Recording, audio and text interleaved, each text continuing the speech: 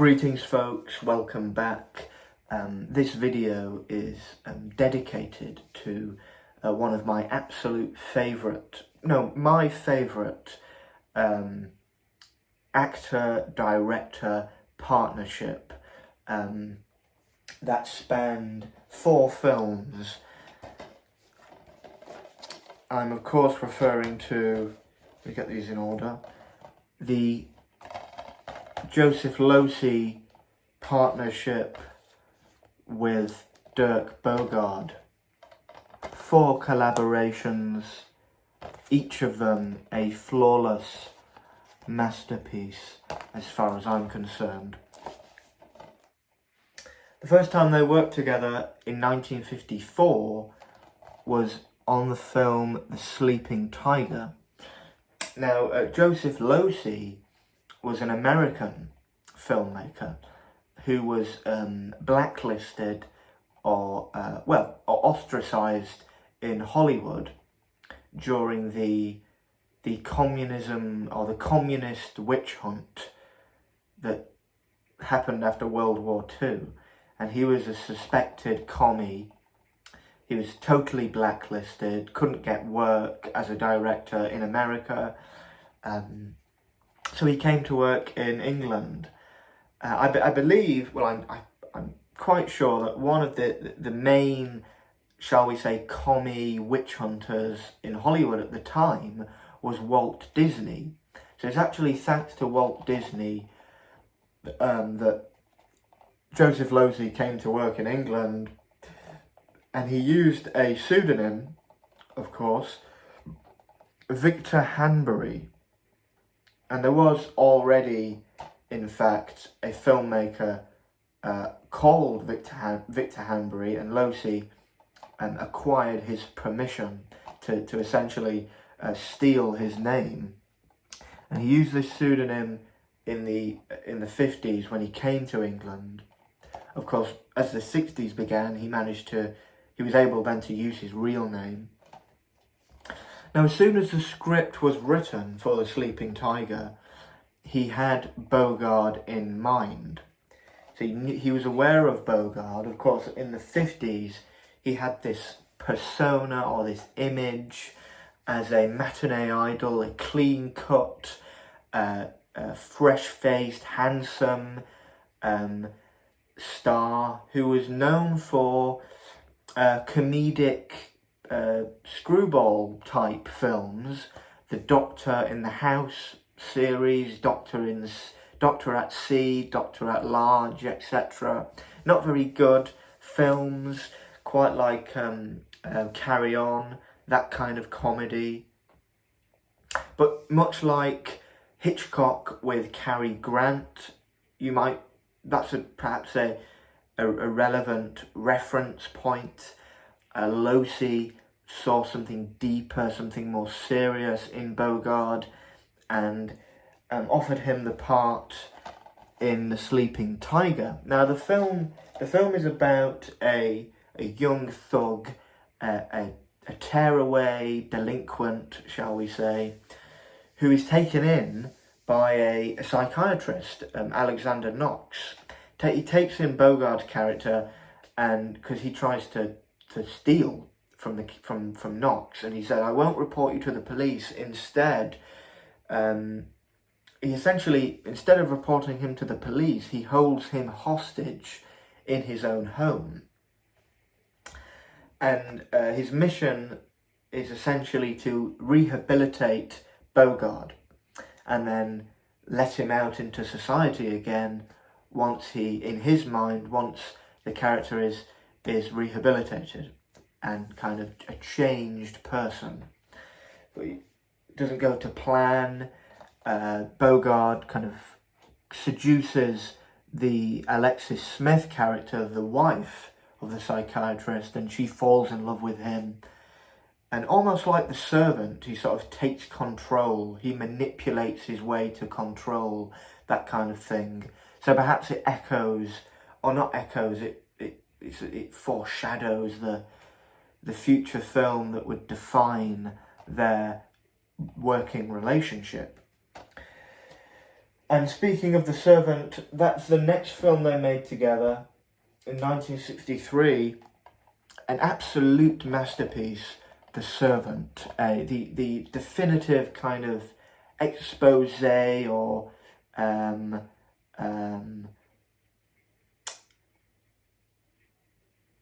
exploration of the class structure of England at the time, the hierarchy of the class structure in the country. Bogarde is a manservant called Barrett, odd job man, kind of a butler type figure who gets the job with Tony, played by James Fox. And he slowly but surely begins to take over the house. The servant becomes the master, and before we know it, Tony is kind of under the thumb of his own servant. He brings his fiancée to come and work as a maid, played by Sarah Miles, but he pretends that this fiancée is actually his sister, and she seduces Tony, and the house turns into chaos. And Barrett is kind of the puppet master, the kind of manipulative, sinister figure, pulling the strings. Absolute masterpiece. And Losey, now using his real name, James Fox and Bogarde, incredible chemistry there. Johnny Dankworth composed a wonderful score for the film, and his wife Cleo Lane sings the song All Gone, this haunting kind of ballady, moody song that plays throughout the film. Tony has the record, he plays it, spins it, and it's kind of the theme of the film. Next we have, from 1964, so the year later, they made King and Country, an anti-war film. This is anti-war, set during the First World War.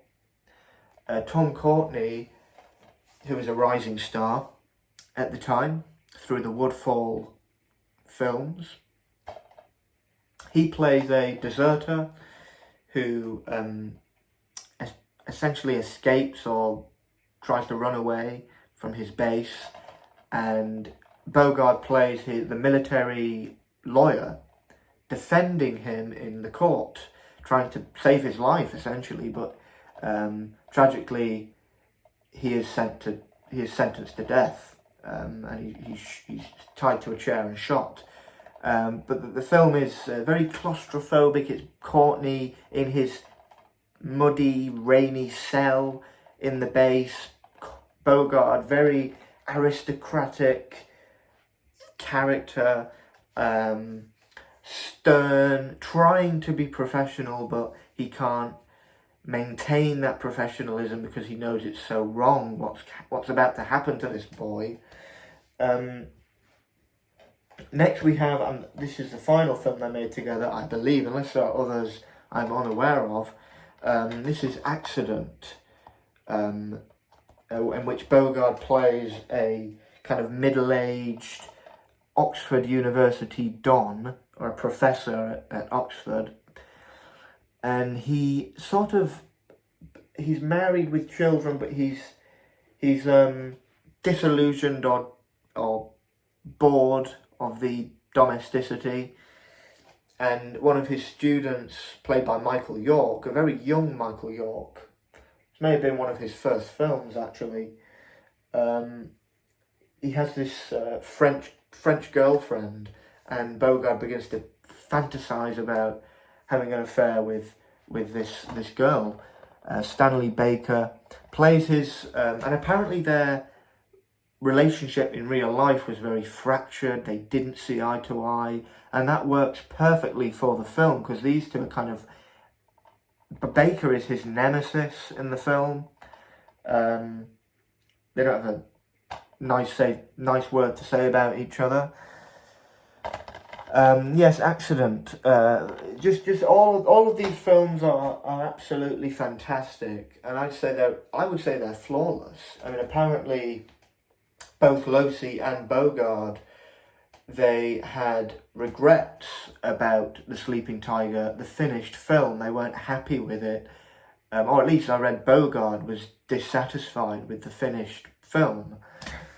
I like it. I absolutely love the film. I love all four of them. So let me know what you think. Really, you can't go wrong with Bogarde. You can't go wrong with Losey. Put them together and it just... movie magic, as it were, is bound to happen. I may do a few more videos about Bogarde. I want to do a video about Victim, the film he made with Michael Relf and Basil Dearden, the kind of film that is credited with paving the way for the legalisation of homosexuality in the UK. Very important social drama. And it's so impressive how Bogarde went from being as I say, a matinee idol, essentially a comedy character actor, to being a very serious, dramatic actor in these social dramas that still today are very relevant. So there we have it. And then, of course, he went to Europe, made films like Death in Venice or The Night Porter, and was very close to Jane Birkin. So there were 3 stages of his career, and it just gets better with Bogarde. So there we have it. Thank you.